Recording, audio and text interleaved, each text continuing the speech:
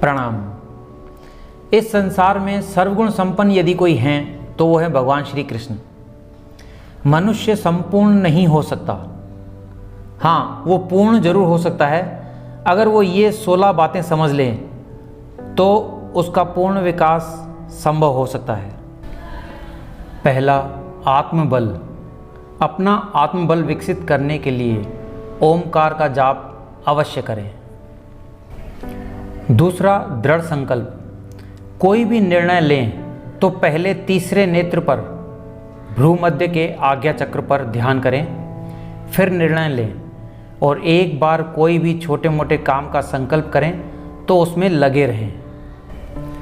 तीसरा, निर्भयता। भय आए तो उसके भी साक्षी बन जाएं और उसे झाड़ कर फेंक दें, ये सफलता की कुंजी है। चौथा है ज्ञान। आत्मा, परमात्मा और प्रकृति का ज्ञान पालें।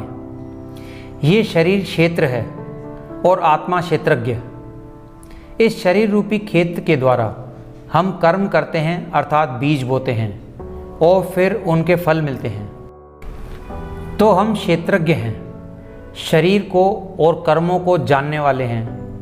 प्रकृति परिवर्तित होने वाली है और हम एक रस हैं। बचपन परिवर्तित हो गया, हम उसको जानने वाले वहीं के वहीं हैं। गरीबी अमीरी चली गई, दुख सुख चला गया, लेकिन हम हैं अपने आप हर परिस्थिति के बाप।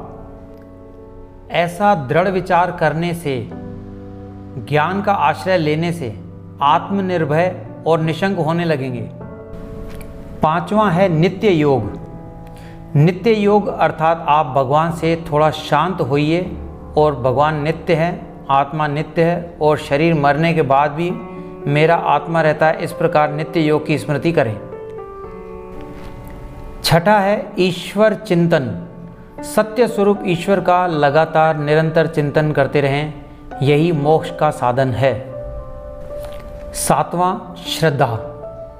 सत्य शास्त्र, भगवान और गुरु में श्रद्धा, ये आपके आत्मविश्वास का बहुमूल्य खजाना है।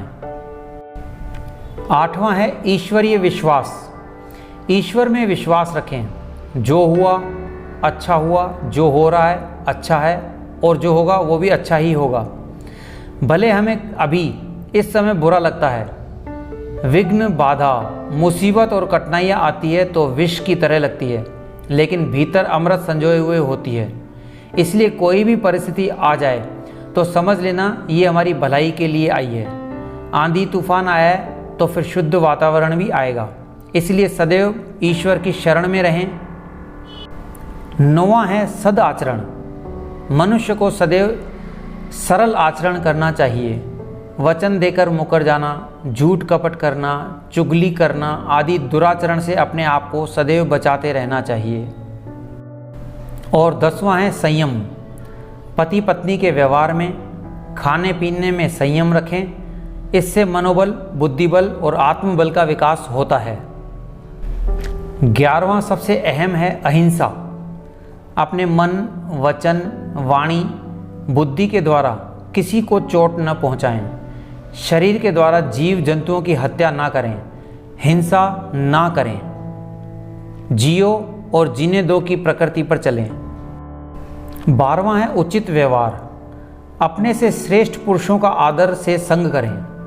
अपनों से छोटों के प्रति उदारता, दया रखें। जो अच्छे कार्य में, देवी कार्य में लगे हैं उनका अनुमोदन करें और जो निपट निराले हैं उनकी उपेक्षा करें। ये कार्य कुशलता में आपको आगे ले जाएगा। 13वां है सेवा परोपकार। आपके जीवन में परोपकार, सेवा का सद्गुण होना चाहिए। स्वार्थ रहित भलाई के काम प्रयत्नपूर्वक करने चाहिए। इससे आपके आत्मसंतोष, आत्मबल का विकास होता है। 14वां है तप। अपने जीवन में तपस्या लाइए।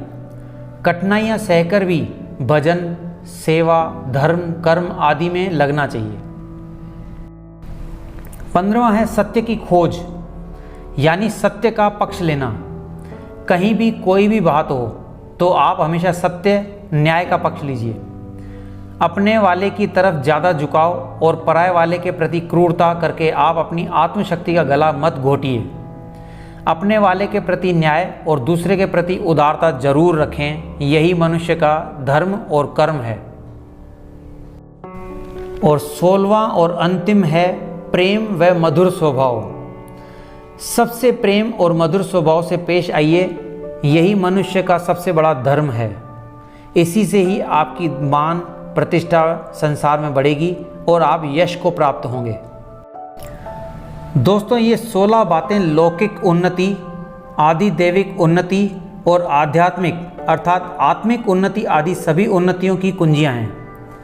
आप मनुष्यता के प्रति कार्य करें, अच्छी सोच रखें, अच्छा व्यवहार रखें, अच्छे कर्म करें, ताकि हमें मनुष्य जन्म का जो मूल अर्थ है मोक्ष प्राप्त करना, उसे हम जल्द से जल्द प्राप्त करें।